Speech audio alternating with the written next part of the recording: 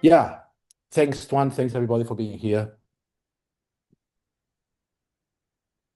Okay, sorry, I'm good. So I'm going to talk about development. So development is the process that goes from one cell that is fertilized to the whole complex organism. I think I don't need to convince anyone here that this is one of the most striking phenomena of nature. And yeah, I'm going to focus on animals or more specifically in metazoa. Before we go, but I would like to emphasize one thing that I think that it will, I mean, I as a physicist tend to think on let's say, general principles leading because of events in nature. And there is one thing that I think it's, on the one hand, obvious, but on the other hand, the consequences of it are, let's say, tremendous. I would say, sorry, not really understood. The crucial point of development, so how a complex organism is formed, is that the artist and the artwork are the same. So it's the embryo that is building itself, and through this building, it's constructing the tools that will be used to further continue the construction of the process, right? So in these regards, this imposes enormous constraints that are not really understood in terms of what geometries are possible, what chemical processes are possible, because in the end, this process has to take place in such a way that the organism doesn't die, that the organism survives through all this process. So this is something that, in my opinion, not for being obvious, should not be stated. So there is no one from the outside building a complex structure. It's the complex structure itself that is building itself. Good. So let's fix a couple of, let's say, core concepts of developmental biology. The first one is patterning. So patterning is essentially the emergence of function, the emergence of differentiated regions in the tissues in which the different sets of cells will perform different kind of functionalities, right? So this goes down to, 19th century, but the crucial contribution of Alan Turing showing that diffusion processes could lead to other patterns is considered, let's say, one of the starting milestones of the understanding of this process. So then, of course, there is the further understanding of the molecular basis of the process, which somehow was using the concepts that Alan Turing proposed in terms of diffusion, in terms of reaction, to create these ordered patterns, and much more, of course. And then there is the other part of the process, which is the morphogenesis, which is the acquisition of form. So we have, on the one hand, the acquisition of function. So here we have the patterning of the Drosophila, of the fruit fly embryo. You see all these regions are painted differently because cells start expressing different genes, meaning that will perform different functions. In parallel, in a complete coordinated way, you see that the relation between the deformations that this very, very initial egg is suffering are consistent with the pattern, meaning that there is the morphogenesis process, which is happening hand in hand with the patterning. So we need these two processes to go together in order to have a successful developmental process. This is patterning and morphogenesis, the core of developmental theory, and of course it's form and function. So what else could that be? So the patterning is really about the cell differentiation. Yes. And the morphogenesis is really about the geometry. Let's say the cells form. So we are in biology, right? So we should accept certain degree of ambiguity. Let's say that these two concepts help us to understand that we need function and form. Yeah. The question is that what you say is, yeah, it's like that, but you can have processes in which this border is shaped. It's big, right? But yeah, so this is about what is the identity of the cells, and it's called patterning because before the deformation, before the identity, what you have is that some genes are expressed in a different way according to consistent patterns. This is why it's called patterning.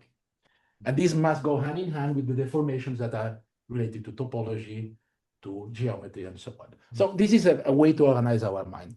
But if we want to be very abstract, we can say that everything is about time and space, right? And I want to emphasize that everything I said so far is about space. And when we think about pattern, we think about space. When we think about geometrical deformations, of course, we think about space, but what about time? So what are the time patterns that we observe in the development, right? And this leads us to a very interesting topic, which is the concept of biological time. So again, we are in biology, so let's say this is an informal notion. So what is biological time? Well, if we have some kind of periodic process going on in the biological system, you can think that this is something like a clock that is counting time, right? So there are plenty of these processes. So we have the hormonal cycles, circadian cycles, metabolic rates, proliferation rate of cells. This is the main term considered a timer. So what is defining time in biological systems? But then you have other things, organ cycles, heartbeats, mutations, and so on and so forth. Now the question is, okay, this is beautiful. This is kind of poetic. There is an interesting story when Einstein crashed the idea of time that was accepted before. There was this fight between the French philosophers and the, let's say, the more physics approach, which was so in the end, Einstein said, well, time is like something that happens in a space that can be fully defined, right? And then the philosophers know time is about duration, it's about the path, it's about what you feel. And then there was a French biologist who said, no, well, there is something in between this hard conception of time proposed by Einstein and this super soft, let's say, philosophical, not formalizable idea of time proposed by Bergson and others. And he said, this is biological time. And while reading about that, it's interesting. The debate is extremely interesting if you can go through it. I think it's interesting in terms of how beautiful is the metaphor. I don't know how much content is there.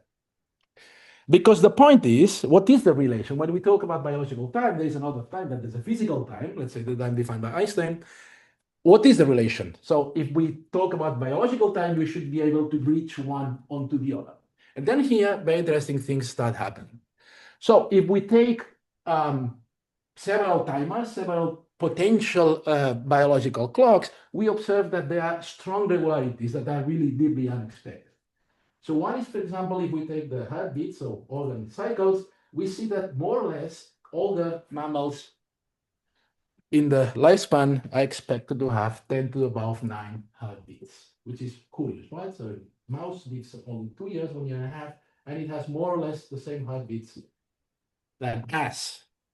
So there's some timer here that is stretching or elongating time, but in the end, there is a counter that is more or less the same.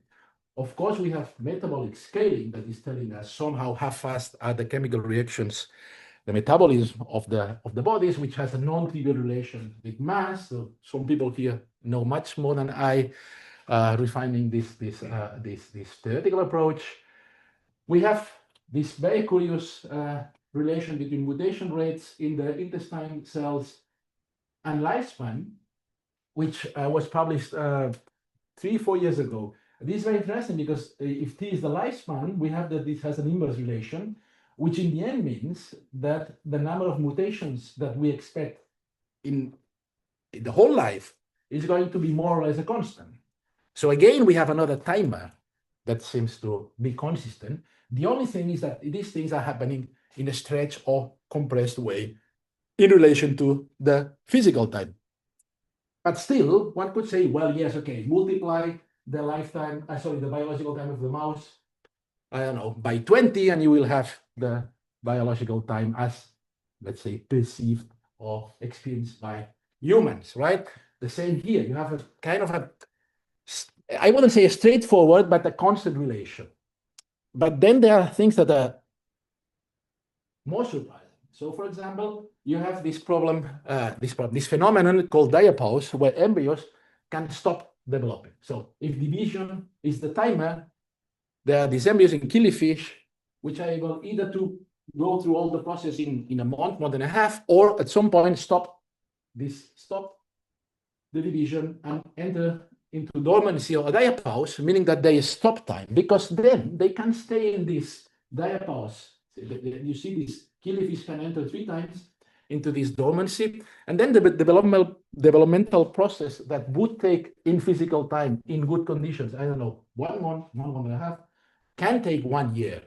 But if you look at how are the processes that were happening through this process, through all the cycle of development, they are the same. The only thing that is that the relation between the physical time was kind of altered. Okay, but this is a very extreme case, right? So we should go for, this can be a weight adaptation to, changing environments. But now we have something that is much more common, that is extremely conserved along metazoa, which is what is called the cell cycle length elongation in the very initial stages of development. So from fertilization, these are the division rounds, generations of cells.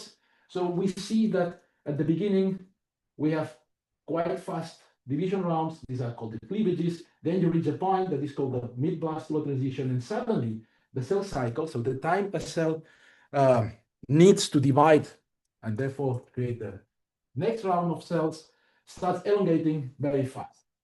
Well, this is a curious phenomenon, and this is something that is not idiosyncratic of a single species like before. It's something that happens actually in almost all metazoa that are observed. So metazoa is, let's say, any multicellular organism that looks like an animal in its most general form. What happens is that metazoa share one thing, is that through development, they undergo through a process called gastrulation, right? And this is the elongation of cell cycle. So this could be that it goes to infinity. Then that means that the organism would die, but it stabilizes at some point, and it stabilizes at gastrulation. So what is gastrulation? Let's say the defining trait of almost all animals that we can imagine. Well, so according to Lewis Wolpert, this is the most important event of your life.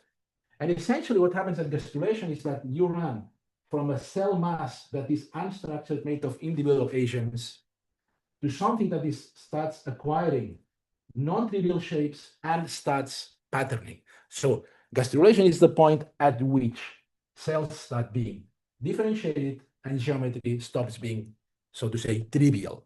So gastrulation is the point from a more systemic viewpoint, from which you jump from a blob of cells that act independently and egoistically, if you want, to a system that cooperates in order to go on. So this is, let's say, maybe the most crucial step in the evolution of multicellular organisms, when you run from a population of cells that could be a population of microbes to something that is a system in its own, in its globality.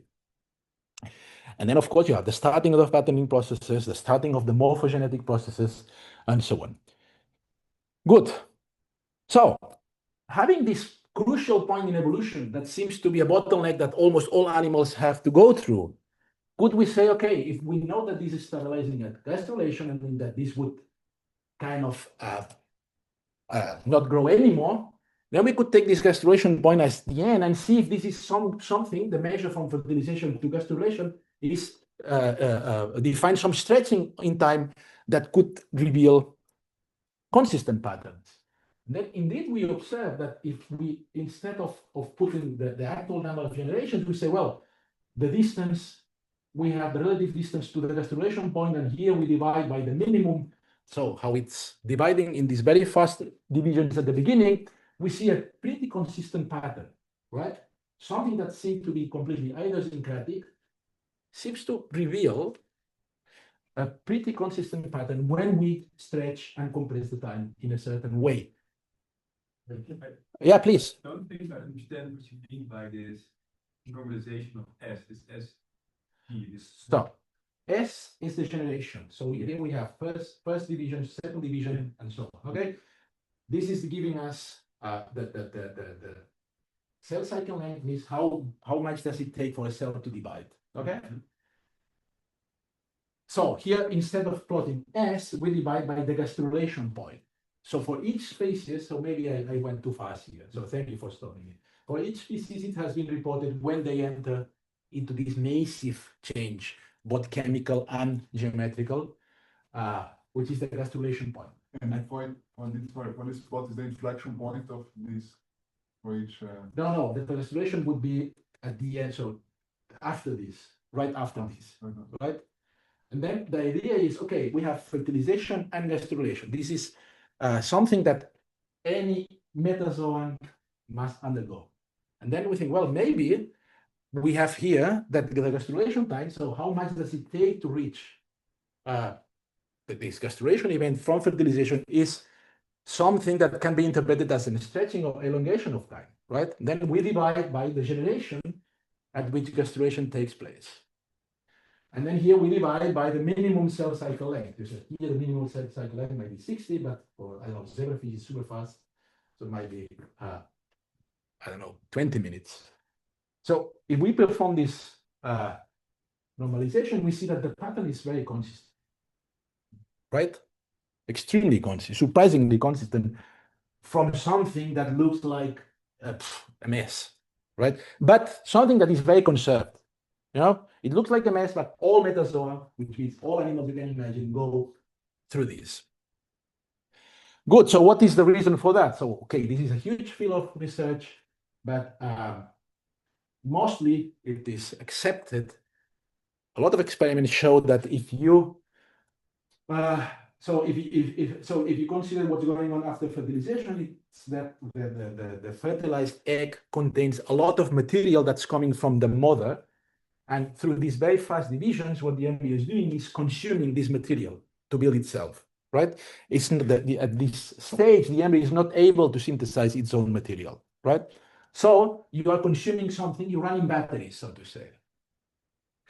So, and one of the most important factors are the histones. So the histones are provided massively by the mother, and they are consumed massively in each cell division. Why?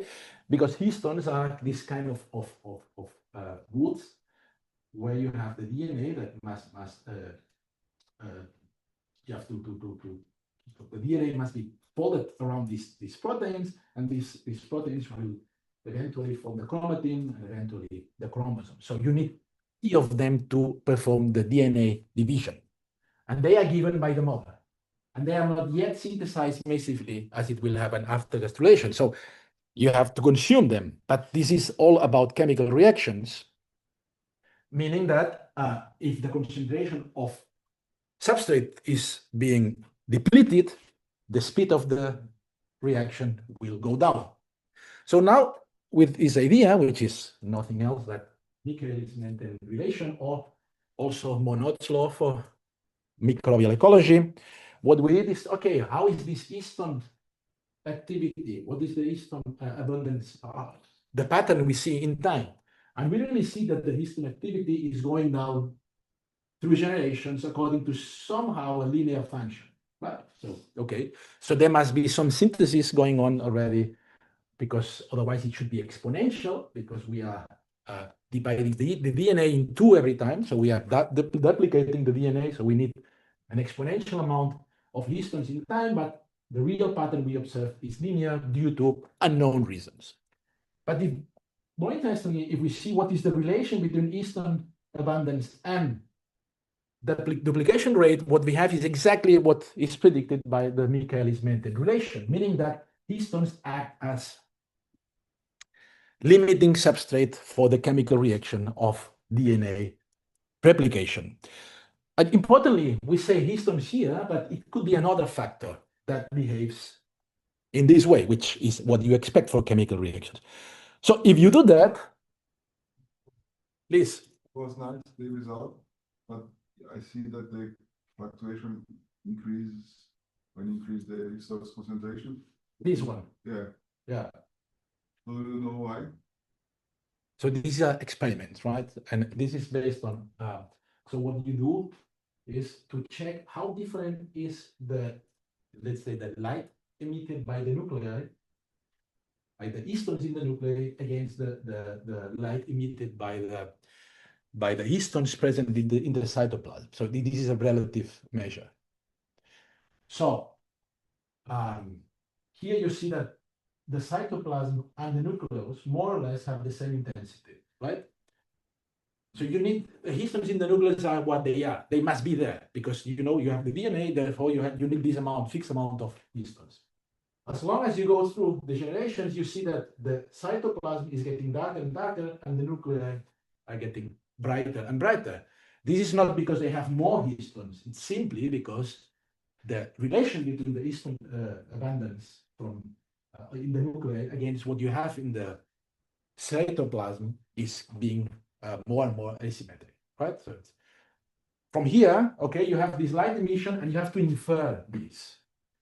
So all I want to say is that there are a lot of indirect paths that can produce noise at the experimental and even technological level. So this may explain why here you have these lights, okay? Yeah. But does it make sense?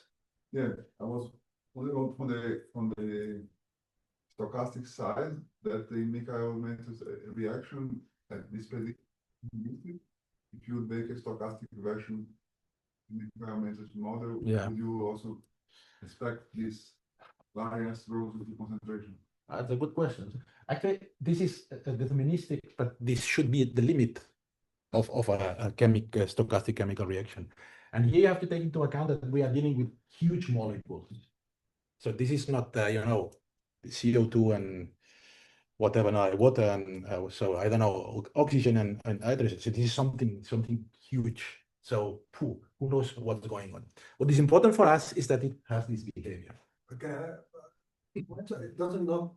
Okay, just a very trivial explanation would be that C is much more sensitive to fluctuation when it goes down. So if C becomes very small, obviously you have a large fluctuation. No, but it's the opposite, right? So when the concentration is low, you have quite a predictive. Oh, it's the opposite. Yeah. So C is on the x-axis. Yeah. Ah, okay. Sorry, I thought. So the point is, I think, but I think so. I think you are right, but you can switch the reasoning. I think what happens is that the luminescence of both nuclei and cytoplasm are so similar that it's difficult to elucidate where you are exactly. That could be a reason. Okay, so if you work a bit with that, a little bit of maths, you end up with this prediction, which is a very interesting prediction because it's telling you that the elongation of the cell cycle length across generations has hyperbolic pattern. And a hyperbolic pattern is I would say, a peculiar pattern because it contains a singularity, right? So when we reach this S star, we go to infinity. And there is a funny thing here. So in general, in physics, when you have an infinity, when you have a singularity, it is said that the theory has room to improve, right? But I want to defend that this singularity is not a problem because this means death. So reaching the singularity means that you will not divide, any cell will divide anymore. And this is true. So from now to the eternity, when we die, nothing will divide in our body. Yes, true. So this singularity is not a problem. Now we have to understand them, right? So, okay, this is a shocking pattern in a way.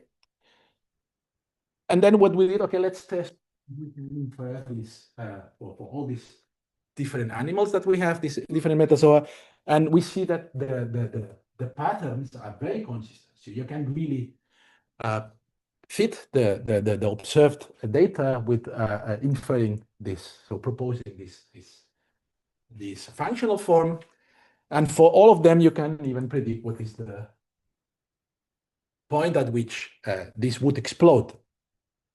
You can do it more. You can say, well, how does it behave if we propose this rescale behavior? Then you see that, interestingly, you can really predict with high accuracy what's going on in a single prediction for a lot of metazoans. So this is a quite striking regularity that for which we can account. So this comes from all this chemical blah blah blah. So of course the maths are a bit involved, not really, but I mean it's a bit more than what I show. But in the end, you can end up with this prediction, and you can perform a single fit that is extremely satisfactory. Please. So yeah, in physics, singularities also happen at phase transition. Yes. Can you understand this as phase transition? Because it's not really all these data points you show here are up to the point where, you know, the cell starts to differentiate task, and it's not that, right? At that point. Oh. Is it better to understand it like? No. So I don't need to appeal to a phase transition, let's put it like that, to explain this pattern. This does not mean that there are some, you know, critical phenomena going on here. The point is that if you approach this, so what happens in gastrulation is that you stop running in batteries because the system is mature enough to start synthesizing, for example, histones. So then if you could plot this, and these experiments are quite difficult in terms of, you know, if you could plot this would do something like this, right? So if you block, we did experiments, if you block the expression, so if you block the expression of histones, then you go forever. We did it in the lab, and you see that it goes forever. So the point is that you would go to the singularity, but at some point, the system is able to avoid it by restarting a completely new, let's say, metabolic program, which has nothing to do with the assumptions that we use here. So let's say the boundary conditions change. I will go through it. Good, so now that we have the time, the relation between biological time and physical time, so we can make predictions. So one of the things that was stipulated long ago is what is the relation between volume and cell cycle length. The smaller the volume, since you need a fixed amount of histones to divide, the lower will be the division rate. And we see that we can really predict the relation between volume and cell cycle length quite accurately. We can predict what is the number of cells that you expect to have in the embryo as a function of physical time, which has a very weird expression, but, you know, it works pretty well.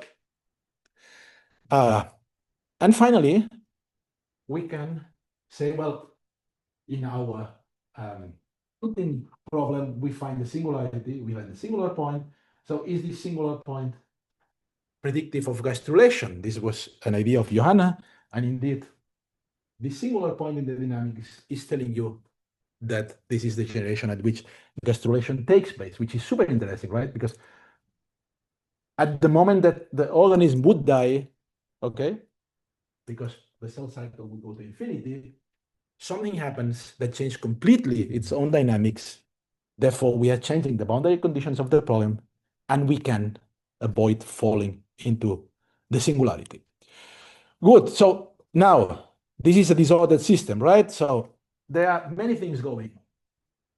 We have the elongation of the cell cycle, but at the same point, we go from fast and synchronous, this is called the cleavage period, to slow and asynchronous divisions. So it's not that we are going from fast to slow, it's that we are going from synchrony to asynchrony. Here we have a beautiful simulation made by Jeff from Leuven.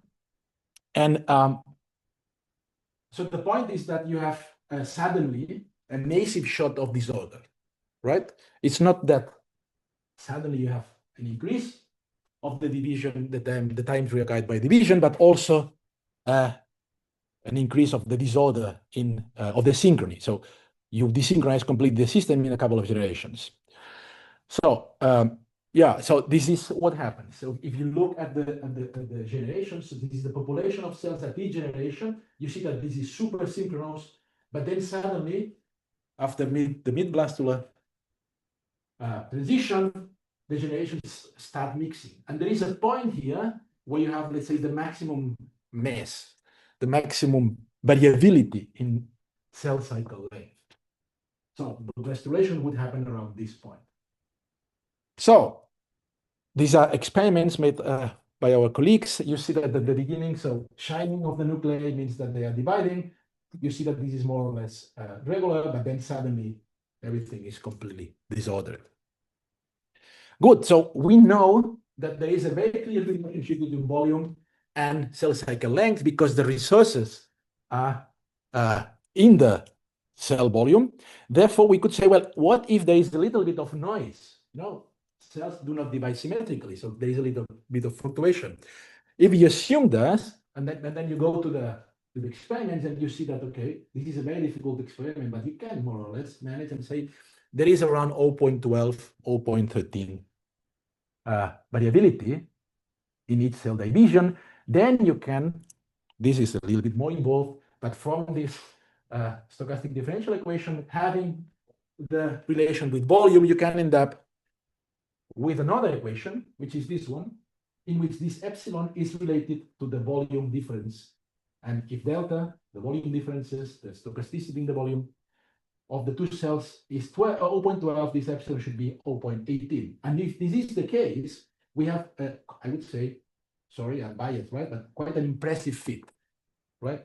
So this is, you fit the cell cycle length, you can fit the variance of the cell, or the standard deviation of the cell cycle length, and you can also fit how many, what is the fraction of cells that will be in each generation across time. Of course, this is a crazy equation, right? This has a singular point, so you have to impose an upper bound on L, which is what you get from data, right? So because, for example, here you see that the hyperbolic trend starts bending. So you can assume, I mean, you have to assume that there is a maximum cell cycle length, otherwise you go, I mean, this is a crazy equation. Good, so there is something related to what you say. So here we have something that is very interesting, right? We have a peak in the variability. And recall that this is growing even, so this is hyperbolic and this is even faster. So this is a, this is a real shot of disorder that suddenly stops, and then you have that the cells are not synchronized anymore, but they are more or less, they have more or less the same, they require the same time for dividing. So this is the deviation of. This is the standard deviation of the cell cycle length. Yeah, does it make sense?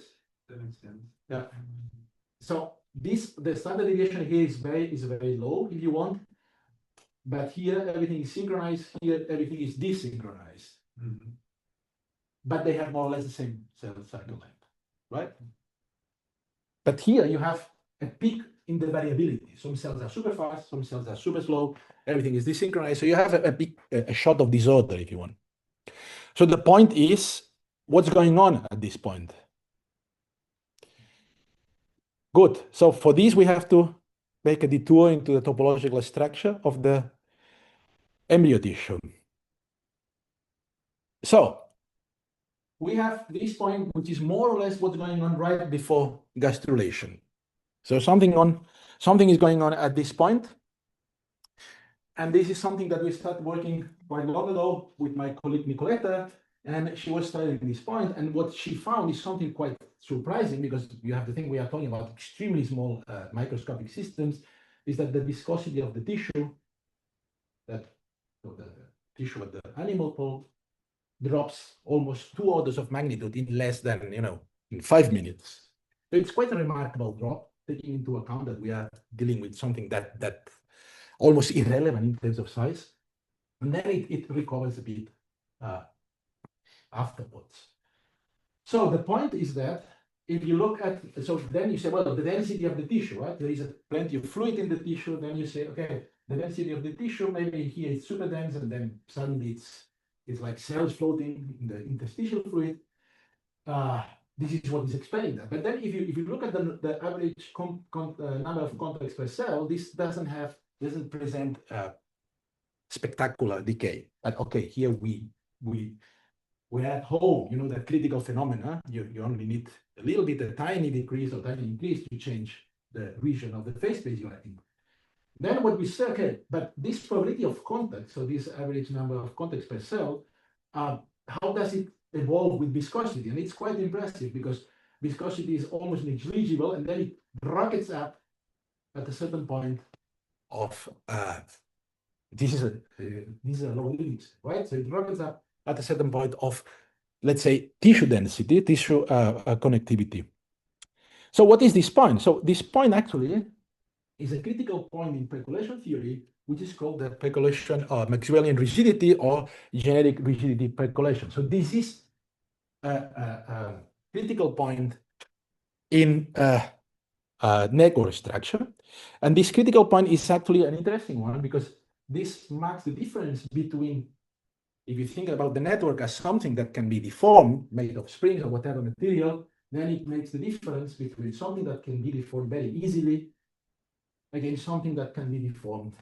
That you will need to input work into the system to establish even the smallest deformation. So this is called generic percolation, generic rigidity percolation, and this is a phase transition that has a critical point at this. It's funny because it's Maxwell who computed this critical point. So it's maybe the oldest critical point computed in terms of statistical physics, right? Not in terms of thermodynamics.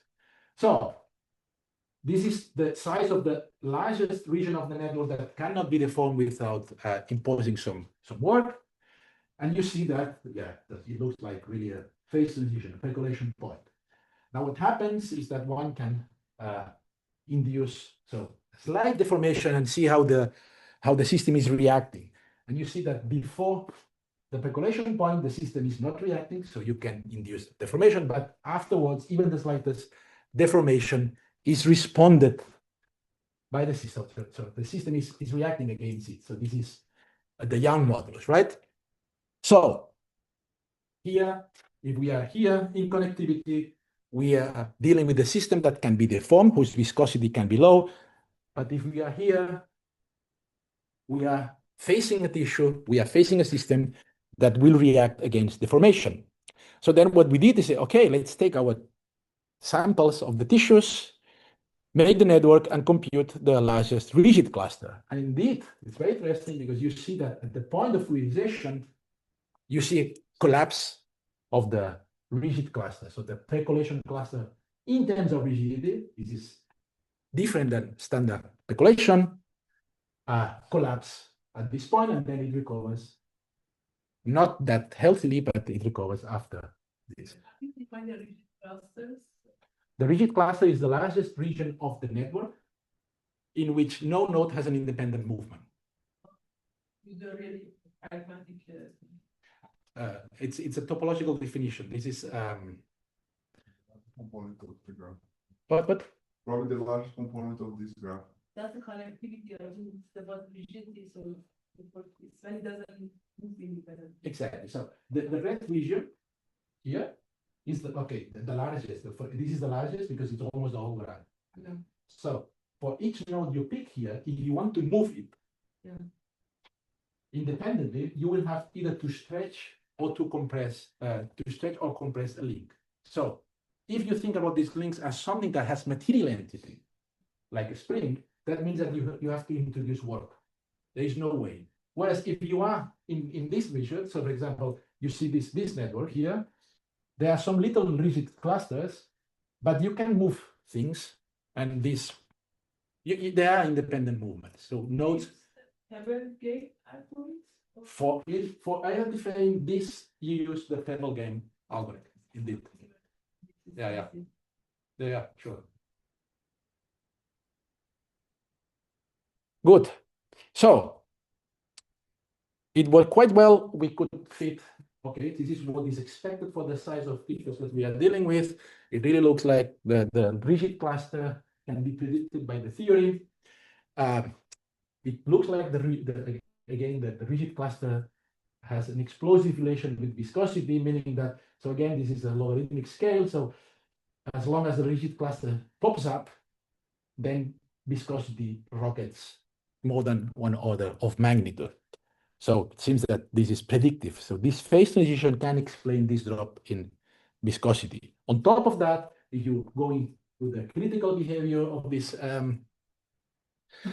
of our system, you go, okay, let's take all the networks that lie close to the critical point, and here one has to be a bit intelligent because we are dealing with small systems, very difficult experimental. So I know that this is defined in the infinity, so our infinity is 200. Okay, so but in spite of that, you see that the hallmarks of the phase transition, like cluster size scaling and the diversion. So if you have a phase transition, you need a singularity and observe, right? So if you are in a finite system, you will not observe the singularity, but you can know how you are approaching this singularity. And you see that indeed things fit surprisingly well. Good. So one can say, well, very fancy, But Can I ask a very quick question? of course, About the transition. yes.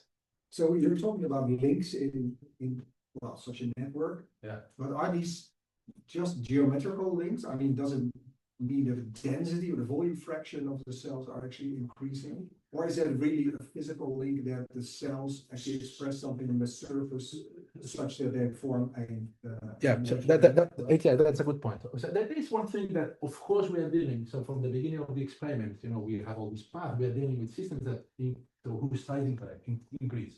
So at the beginning, you have less cells than in the end because divisions have been, you have had divisions. Now, but then this is not really a problem, but because you can say, well, for each, I will compute the statistics according to this finite size information I get from the experiment. The other thing is that this link is a cell-cell contact. So two membranes that are in contact and established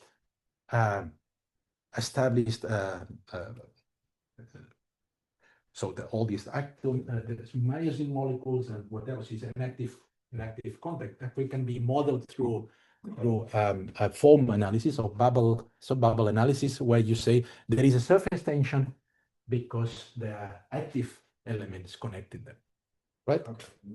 So the idea of this having response like a spring is, I would say, quite to the point. But it's really a combination.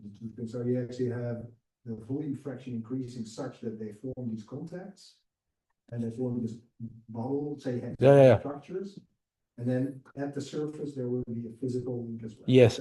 So yes. The point is that increasing density not necessarily means that you increase. So you can, we created some mutants long ago where we increase density without increasing adhesion. And the funny thing is that they behave fluid, even it's super crowded. Mm-hmm. But okay, this is we can talk if you want about that. But so here links mean true cell contacts, meaning active proteins linking one membrane to the other. Good. So one could say this is very fancy. You're a physicist. You like to deal with phase transitions. Everybody wants to find a critical point. But this has a very interesting consequence because one could say, why should the embryo undergo this critical point, right? Through this critical point. Well, the point is that the embryo starts creating cell mass. But at some point, when this the onset of morphogenesis, when this process of gastrulation would start, it must imprint the massive deformation. So what is the easiest way of deforming something? Melting it, right? Then it melts, it starts, so the deformation starts, so you drive what will be the direction of the further geometrical deformations, and when this is fixed, you go back to the safe zone. So this makes a lot of sense in terms of, energy, for example, saving. So you are imprinting a massive deformation in a way that has the minimal energy cost. What you have to do is, create the conditions by which you cross the critical point, deform when the deformation, so when the path for the deformation starts, then we are in safe, we are in the safe zone, then you go back to something that is less, let's say, less uncertain. But as you know, being in the vicinity of a critical point is a bit dangerous, right? Because you can have kind of unexpected behaviors. You can have, monstrous fluctuations. You can have a lot of problems. So how can the embryo control this crossing at the precise moment that we observe? So this is a question worth to ask, right? Because if you look at experiments in wild-type embryos, you really see that they are crossing the critical point really consistently at the same point. So for that, we need to integrate all we did so far and put a little bit of mechanics of cells. So the only thing we need to understand is that adhesion can be modeled through soap bubble approach.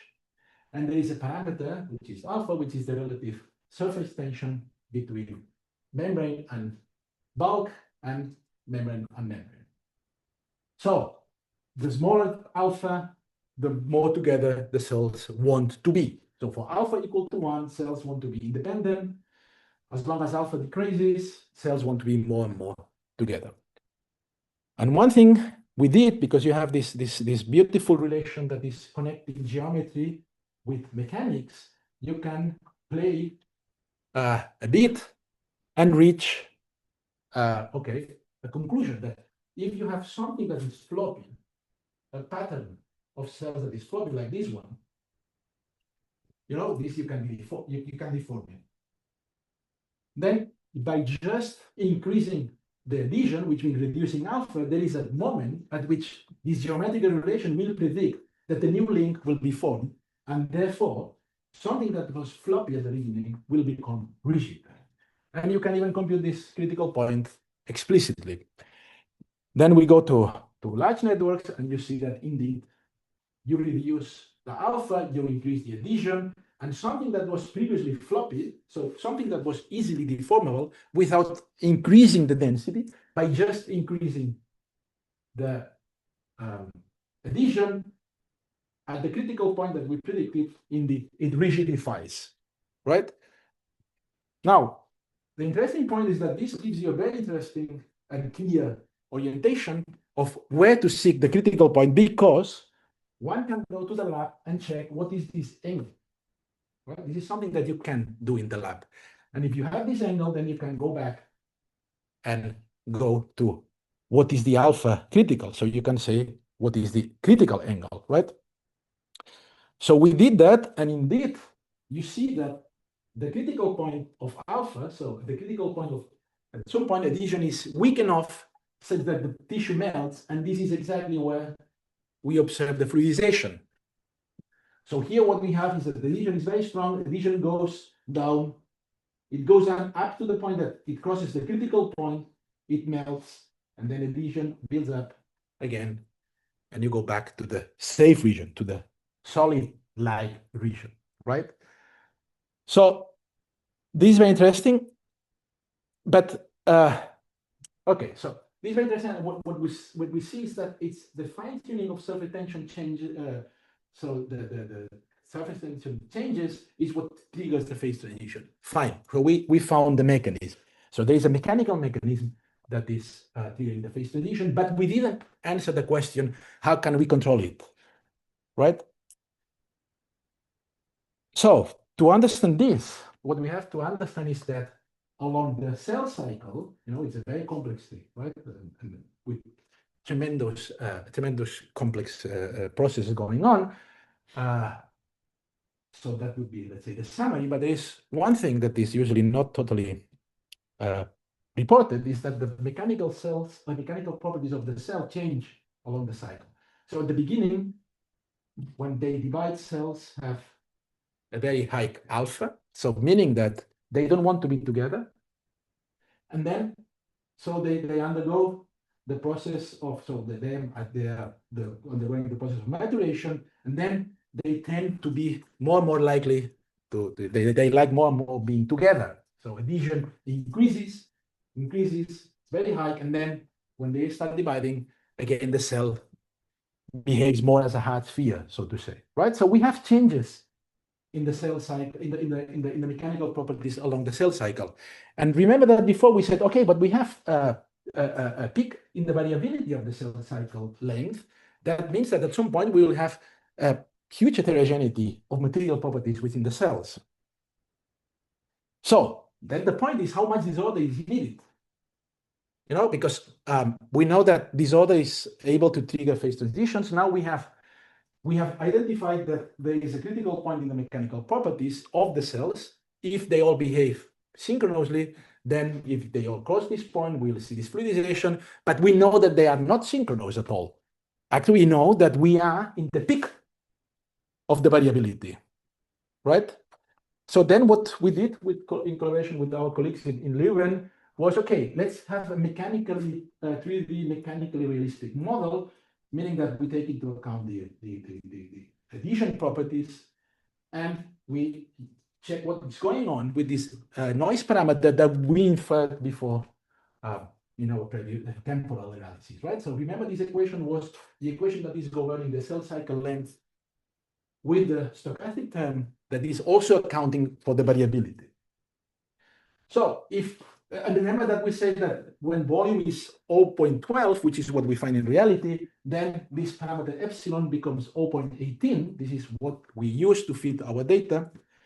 Then what we see, so okay, so these are the simulations. This is a super synchronous model that simply elongates. This is what we have in reality, and that would be a completely mixed model.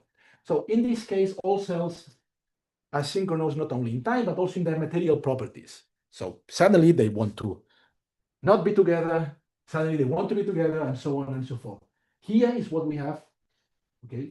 So they want to be more or less together. They are synchronous in terms of material properties at the beginning, but at some point there will be a complete disorder, right? So the material properties will be spread at the microscopic level. And finally, we have this scenario where we have a lot of noise. So cells are very desynchronized, so meaning that the microscopic, let's say, distribution of mechanical properties will be very, very broad. So interestingly, what we have is that if this noise term in the temporal dynamics is small, then what you have is that the tissue is fluidizing and rigidifying, so it's going up and down. It's crossing the critical point almost at every generation, something that is very dangerous in terms of morphogenesis. If we have the amount of noise that we expect, we see that the model predicts that there will be one fluidization at the peak of variability. And if we have a lot of noise, we see that the system never fluidizes. So this amount of noise that is related to the temporal evolution of the system, which is ultimately related to the difference in volumes, is the sweet spot that is controlling the presence of the phase transition at the right temporal point. But could you discuss more how this noise relates to the system, like what's the origin of this noise? So this noise is so let's suppose, so we have a relation between volume and cell cycle length. Remember? It's a bit strange, but it's kind of an exponential function, whatever.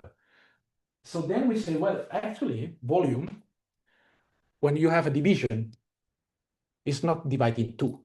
It's divided in 1/2 plus delta and 1/2 minus delta, right? Yeah. Now, if we think about this, that means that since we have a relation of the cell cycle and the volume, the two daughter cells will inherit a slightly different cell cycle lengths, right? Because we have this relation, because this relation comes from the fact that the volume is the proxy of the resources that the cell has.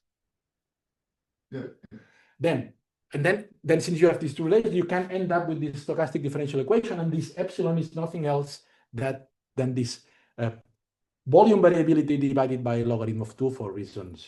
Okay. The point is that sorry, now I missed the part. Sorry. Well, it was just to understand the mechanism of this noise, how it emerged. So yeah, okay. And but then we went to the lab and said, well, what is the expected so what is the expected stochasticity in the division of cells? So this is not 1/2, 1/2, is 1/2 plus delta, 1/2 minus delta. But what is this delta? Yeah, and we found that it is 12%, 0.12. Then if you work with this, you end up with 18 in this, which is 0.12 divided by logarithm of 2, which is what you should put in your differential equation for, yeah, so if you make the development, you end up with this. Does it make sense? Yeah, so translate like the division is stochastic, so it's not deterministic the size. So the fluctuation size, when you get to high generation at some point, it's not in fact. That's yeah. So can I use the so if you have so you have one cell, and these divisions are reductive, right? Meaning that there is no creation of volume. So the volume of the cell mass remains constant. Then you will end up with something like this. This plus this, and this plus this, right? But then we have another, we have the relation of volume depending on the cell cycle, or at the same time, the cell cycle depending on the volume. That means that the cell cycle will be inherited in a different way here. But then underlying, you have this hyperbolic behavior. That means that even these differences can be very small, then we will have an explosion. Now, the point is that experimentally, we put this, we know that this is 0.12. Then, so when you go to the, sorry, this you don't see anything, right? So when you go to the stochastic differential equation that is telling you how the cell cycle length will evolve, you have something like this, right? So, and this, sorry, multiplied by this epsilon plus the Brownian differential. So this epsilon is related to this in such a way that epsilon is delta, sorry, delta divided by logarithm of 2 for whatever reason. Yeah. Does it make sense? Yeah, great. So That means that your result that the more variability you have, the more rigid the sample is. yes. And what is it? Physical intuition there. So here I have a physical intuition, because if the cells are synchronous, they will share the how to say that, the mechanical properties. So when they divide, they don't want to be together, therefore it will fluidize. Yeah, it makes sense. And the asynchrony relates to your argument, like the for every division you fluctuate a little bit the time scales. Exactly. So if you have a relation that relates volume and cell cycle length, and you have that the volume is not exactly the same, then you will have an asynchrony. It will desynchronize the system. The question is that since you're underlying, you have a hyperbolic process, this process of desynchronization will be explosive, because you will have this multiplicative effect with the hyperbolic term, right? Then the intuition here it's very clear. Here it's less clear to me, and here it's totally unclear, honestly Maybe speaking. because it becomes like elastic, because they go around the direction they are not. Maybe. So, yeah. The point is that we can say that if we use we use the differential equation as we feeding the model, then we see that there is a sweet spot at the noise level that we identified. What is not clear for you in this last? Well, I mean that why having a high degree of desynchrony is leading to a rigid network. I find it a little bit counterintuitive. When you have stuff, they have, I mean, if you look at the distribution of cells, how is it more poorly dispersed than the other case? Yes. That's what happens in elastic physics. Yeah, that's interesting. Yeah, no. So we did an experiment. So this, so going to this question. So this is computational. That this 3D cell model. Here we have the times we cross the critical point in a vision, and the fraction that belongs to the giant cluster, so the rigid cluster, and we see that you cross it several times. If we are in the level of noise that we observe in reality, we see that we cross it once, and if not, we see that we are always up. And then what we did exactly is what you say.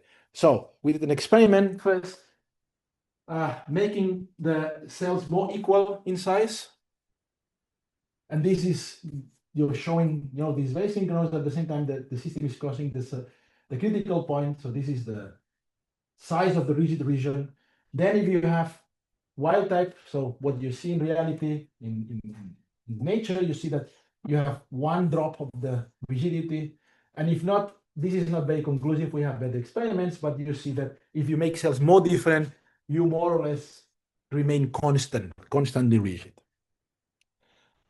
Good. So let's go. Quick question about Sure. the whole thing, the whole discussion. I couldn't completely follow it, but I mean, do I understand it correctly that indeed synchronization makes the whole thing fluid at the same time and multiple times over this is what you're saying. So it's actually a high probability of being fluidized, right? It's not only high probability, it's that across time, at every division event, at every generation, you will fluidize Yes. and rigidify. Yeah, okay. So, but this is like repeatedly happening, right? So, Yeah. So it's a high probability. Yeah, well, Whereas in the other extreme, there's very low probability. yes, And in between, there's like a marginal probability. exactly. And this is what you're Exactly. And Right. not only marginal probability, but happening in the right point, at the right. at the right time point. But this is that not, is that Yep. orchestrated or is that? No, no, no, by no, no, chance? no, no, no, no, no. This is no, this is not orchestrated.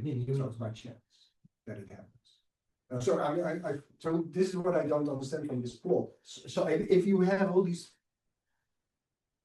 cell division happening at certain points in the organism, and by coincidence, they all happen to be fluidizing at exactly 60 minutes, right? This is what. Well, yeah, what you're, 60 minutes, but it's not zero, but yeah. but is this coincidence or is this orchestrated? Well, it's Because not it sounds coincidence. right? No, it's not coincidence. Okay, this is a philosophical debate. But if you say that okay, the cell division symmetries are around this, which is a very consistent result, then you will expect, according to how the resources are consumed, how this will affect the cell cycle, and in consequence, the material properties of the cells, which are dynamic across the cell cycle. Then you will observe the fluidization in this point. Okay, so let me rephrase the question. So if I use that equation, the stochastic equation, Yeah. I use this settings, I always get this curve, always. So it's very deterministic in a sense. It's In a not sense, stoch- yes. It's not stochastic. Yeah. But this, okay. Okay, that was unclear. What I do is I use this equation to fit the 3D model of cells, which, so this I made some, so there are some movies here. So these movies, okay, this is movie. But here you take into account exactly what is the tension, right? And the tension depends on the cell side, the position of the cell cycle you are in. And this is over these simulations that these are the simulations that we made this. We made this analysis, and in this analysis, we found out that we are feeding the cell cycles of each cell according to this equation in a branching way, because you have more and more divisions.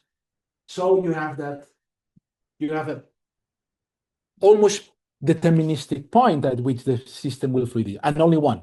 So if you have a lot, this is a very dangerous situation, right? But it sounds amazing, right? So why is it precisely at that particular point? That sounds as if metric. I think so, but I'm biased. So let's go to the conclusions. So we started with reporting a regularity that was not previously observed, which is the fact that actually there is a kind of universal timing for cell cycle elongation in metazoa. And it seems to be very, very, very consistent across species, across the tree of life. There is something going on here. We find a singularity, right? Which is right before, or at the moment at which gastrulation starts. Well, there is something more going on. It's not that the cell cycle elongates, but the variability in the cell cycle also rockets up at the same point. So, by just as well, I don't discuss it more. So, this volume asymmetry is associated with volume resource asymmetries. Then you have this stochastic equation where you have a noise parameter that is the one that is predicting this point. But again, so here we have a very interesting thing, which is the fact that at this point we have a peak in the variability of the division times. So this point coincides, so the peak of variability coincides with the rigid to fluid phase transition, which is something very interesting because it enables the first massive morphogenetic event, so the first massive deformation, to happen at very low energy cost. But then we have the problem that, okay, crossing a critical point can be a temptation if you want, because it makes things very easy. You can melt the ice, you can melt ice sculpture, but then you will have only water, right? Something that you cannot do. So then you have to somehow have a mechanism that controls it. And then what controls it is the amount of desynchronization. So what we see is that the amount of desynchronization that pops up from all the reasonings that I exposed before is what controls the fact that this phase transition occurs only once and in the right point. So then what's going on here, right? This is really seems to be a hotspot in the developmental path. So this is the starting of gastrulation, right? So this is the onset of morphogenesis. This means that a group of individual agents, which are the cells, stop behaving selfishly and individualistically to become a system. And the reason by which they do that is that because otherwise they run into a singularity that the story is over. So if there is no change in the dynamics of the system here, then the embryo falls into a singularity because the consumption of resources in the way it's done, plus chemical kinetics, predicts a hyperbolic growth. So this is a very important event in evolution. So this must have, and if you look, for example, how microbial colonies which aggregate die, they really follow this process, meaning that, but they are not able to go beyond, right? So this is really an evolutionary bottleneck that was solved. Evolution by saying, well, the system, so the organism is no longer a colony, but is really a system. There will be coordinate work, there will be cooperative work, there will be differentiation of labor. This is what restoration is. That means that the things that are needed for the further divisions are produced, starts being synthesized by the system. So, but all in all, I started. So in the end, our aim was to try to find out what was the relation between biological time and physical time. And we end up saying that biological time actually is governing the transit from a simple aggregation of cells to what can be seen as a global system, a system that has division of labor, a system that has specialized tasks and cooperative behavior. So this is, of course, something I didn't do alone. This is mostly a collaboration, long-term collaboration with from the EMBL. It started when we were long ago at the IST with Carl Philipp Heisenberg and Eduard Haneso. Of course, thanks to my group, and thanks also to you.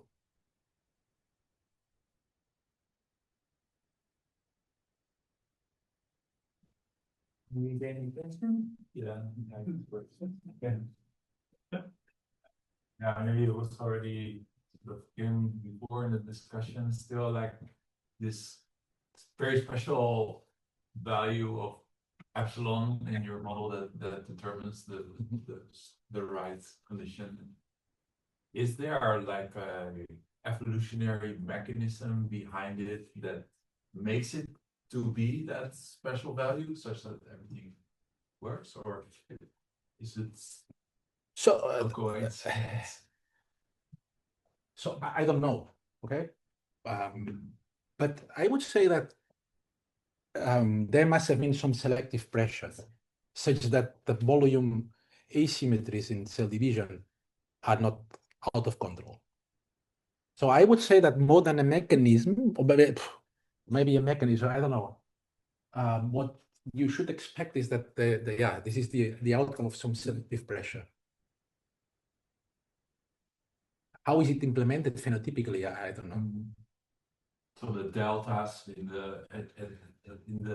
the volume division maybe depend on some other things that are selected for. So, for example, so I'm showing something that is right. Also, killifish behaves like that, and a lot of fish, and then also amphibians. But for example, the fruit fly, when it starts, the cells have no walls. So you have a mass of nuclei that are dividing. That means that they are sharing the resources. That means that all this reasoning in terms of volume it's not that this is not valid, it's that indeed this is symmetric because they are sharing, right? You could consider formally that in insects or in the fruit fly, for example, you have, then what you see is that the variability of the cell cycle is very, very low. We also made an experiment which was connecting, so removing the walls of zebrafish, and you see that the variability is very low. What happens in insects is that you have this is called syncytium, this, let's say, a lot of cells without walls, but at some point walls appear. And when the walls appear, that means that I will not share the resources with the others, and then you observe, because of course you will not create compartments of the same size. But then the walls appear in grade 5, for example, very close to the strangulation, when you will start having this new, let's say, program synthesizing histones and all the proteins you need. So it's a bit cloudy there. Yeah, if I may, very interesting presentation indeed. Thank you. I want to go back to the nature of the stochasticity, right? How can the stochastic equation or the stochastic processes really sort of be fine-tuned such that they exactly, well, do this phase transition at the right time? I mean, this is basically what you say, right? So it's kind of this is a magic ingredient which I fail to understand at this moment. So I own, because it's so trivial. it's true. It's in the sense it's volume. No, what I say, I don't understand as well, Also. because it's so trivial. Right. It's not about some super complex metabolic pathway. It's okay. Volume asymmetry seems to make the shop, right? And from here on, you end up with this particular value that seems to be. There must be some explanation, not? I mean, I really fail to see how you go from this very synchronized, almost deterministic up and down. Mhm. And on the other hand, you have this very asynchronous, very random local fluidization to something which is really on the edge, between on the point 18 or point 12 a number, where you have, for some reason, always like a almost deterministic behavior. That sounds like almost impossible, right? How is this possible? Have you, well, obviously you looked at No. So I'm the first surprised on that. I mean, why doesn't it happen like could it not a whole wide variety of times or something? But it doesn't, right? This is amazing, in fact. You would imagine this is like a Poisson process or something, but it's not. It's very well. I mean, of course, but it's it's quite deterministic. It happens in generation 14. It's and for example, in zebrafish, you can really predict, because the zebrafish is very how to say that it's very reproducible. So it's a very so the clock in zebrafish is highly reproducible. The organisms you have more fluctuation, but I'm astonished as well. yeah. Okay, so Let's be honest, because I don't see, so fixing the volume asymmetries. Okay, so what? So it's a strange mechanism, right? yeah, okay, maybe I could put it from, okay, sorry for, I don't know, maybe we should take it for the lunch, but I was wondering, can you actually identify parameters that will change this, right? So if I would actually change the point 12 into something else, Yeah. will it then Sure. be completely different? And if you change the L, Yeah. it will be So okay, the L mu I cannot change because this is the minimum cell cycle length that is given by nature, right? This is whatever. So when you after fertilization, you are more or less running at the fastest speed you can. So, this lambda is a constant that comes from what would be the Michaelis-Menten constant. We made experiments changing the volume asymmetries, and indeed you see these different behaviors. It's a difficult experiment. And we also made experiments connecting, so removing the walls of zebrafish, and you see that the variability flattens. But does it mean that if you change point 12 into something else, does it mean that you get the same behavior but at a different time, or that you don't get the behavior? No, at you all? don't get the behavior at all. You have either this crossing the phase transition, or you have that you don't fluidize. And indeed, the embryos by which, so in which we change this, they really don't go on. So who knows how many things are happening? I don't know, let's be honest. So this is a very complex thing, but yeah. Maybe you wanted to say something? I wanted to ask something about the cases where epsilon is was either too high or too low, like where everything stays rigid. I was curious that maybe you said that there's no like intuitive explanation for it. So for me, this is cleanest. For me, there is no simulation that was fed with the stochastic differential equation and these different adhesion parameters as observed in reality across the cell cycle length. And then we made a section and we analyzed the rigidity properties in terms of the topology. For me, it's difficult to understand this part. And it's really, you see there, so it's not wrong, right? That when you have high, so you have total lack of synchrony from almost the very beginning, you don't fluidize. For me, it's difficult to understand. What it makes me think of is like crystal lattices with different grain, because you will have different cell volumes. Yes, sure. Right? Yeah. So it makes me think of like materials with different grain sizes where they become more rigid because there's more interlocking possibility. Yeah. So you have to think that here that the source of rigidity comes from adhesion. So there is an interesting trade-off between density and adhesion, and the winner is adhesion. So you can have things at low density, so below a critical point of jamming, that still are rigid because adhesion is. So, but I'm sure something like that is going on. And just for curiosity, these white dots in your plot are really holes, or Even this. in the last case that is small. So this is interstitial fluid. You see it in real systems as well. So it's not totally crowded, the tissue. So you have some fluid. In for all cases. So let me see if we have. So yeah, so this blue region is what is called interstitial fluid. It's some. Yeah, so one brings me out. So I can remember a long time ago that I saw some talks by some people. I'm not sure from Lender Lens group, these guys. And what they did, they had these frog embryos, they put them in the blender, and then the others did and looked at the chemical processes going on. And you could see that the biological clock, it just kept exactly going like every 20 minutes that you normally have your cell division. So this really looked like that there is this very strong synchronization in terms of hormones or clocks or activator inhibitor processes that drive this internal mechanism, this internal clock of every 20 minutes something has to happen. But in your story, the whole time between events is only determined by the volume, and there is no synchronization, there is no hormones, there is no activate inhibitor processes. This is all just completely out of the picture. So I was just wondering, where did this whole Okay. synchronization? So this is an ongoing debate. So this phase of desynchronization is so this is so it's really I would say a hot topic.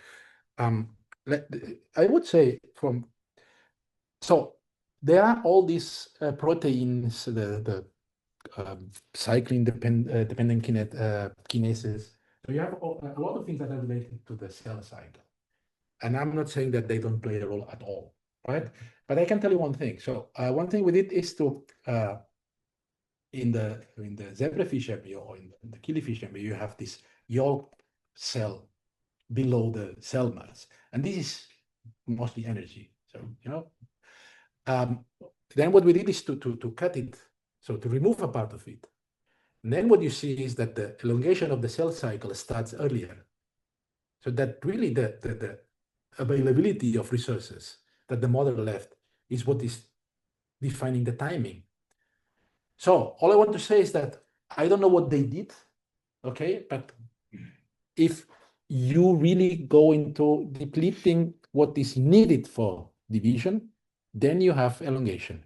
Unless you are in a period, so after gastrulation, in which the embryo is able to synthesize its own resources if there is energy available, of course.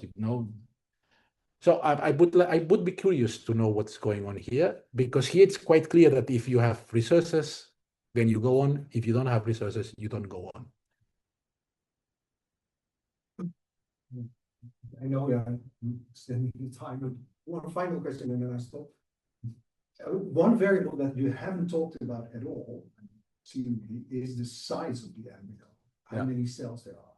I Mhm. mean, does that play a role? Because I would imagine that if you say to make the size infinitely large, this will never happen. But I made the point here. So Yeah, okay, maybe I missed it. no, but this is interesting. So what happens is that according to the initial concentration, you can define a carrying capacity of the system.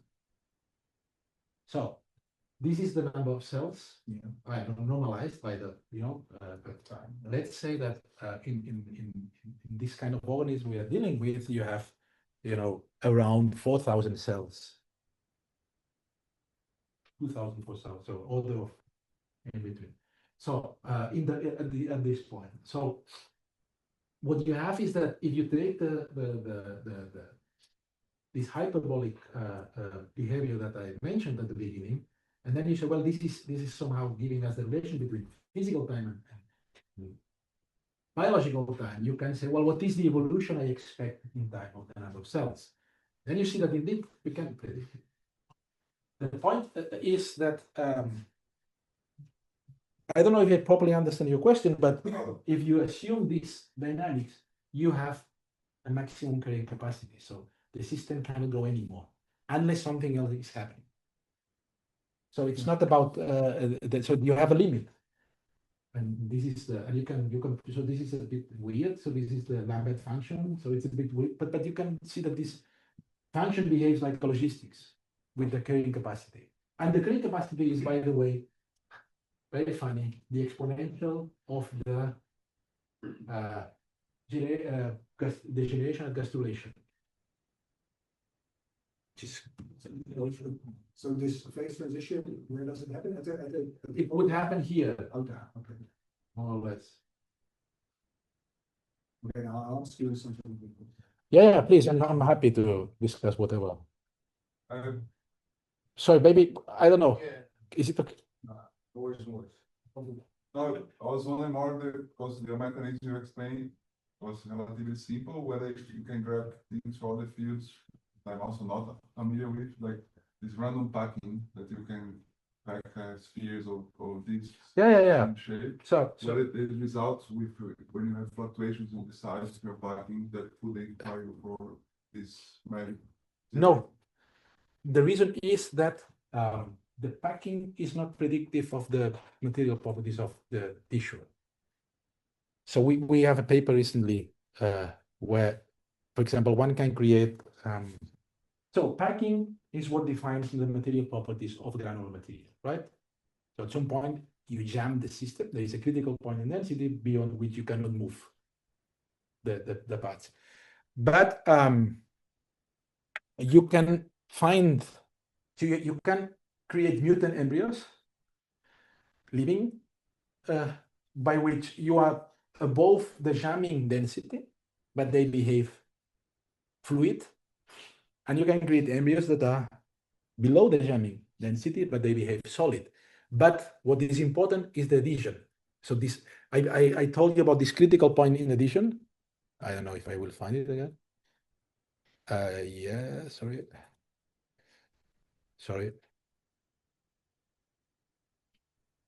Yeah, so this critical point in adhesion, which is, this is the relative surface tension.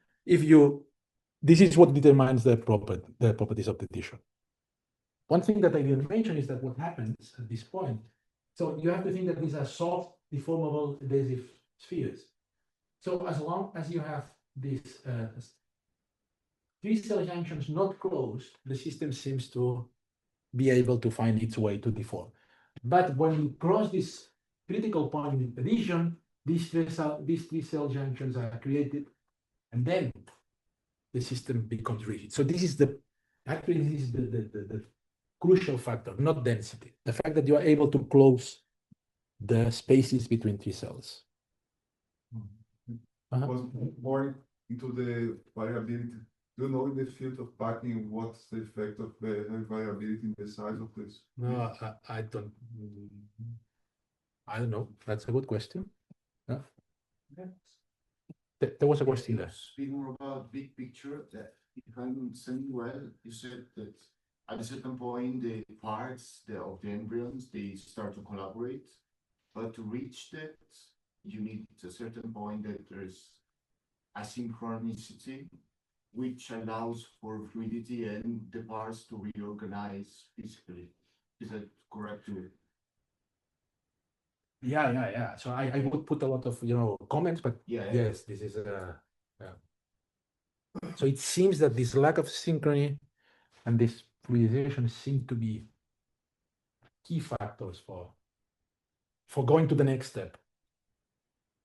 And you said it's always at the 14th generation. For zebrafish, Okay. if you are, I mean, this fluidization thing experimentally is so.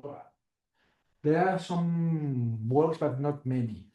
So, for example, if there are other fish like the killifish, when you see the fluidization, because it's called the dispersed phase. So so you go from something like this, and then poof, so all the cells are alone in a fluid. So you don't need to perform a topological analysis. You see so in a lot of fish species you see this fluidization, but in other, I don't know. So, for example, all these things I said for mammals is, let's say, questionable or open. Essentially because the technology to track this is very difficult to it's. Thank you. Is there any other question? Also, thank Bernat.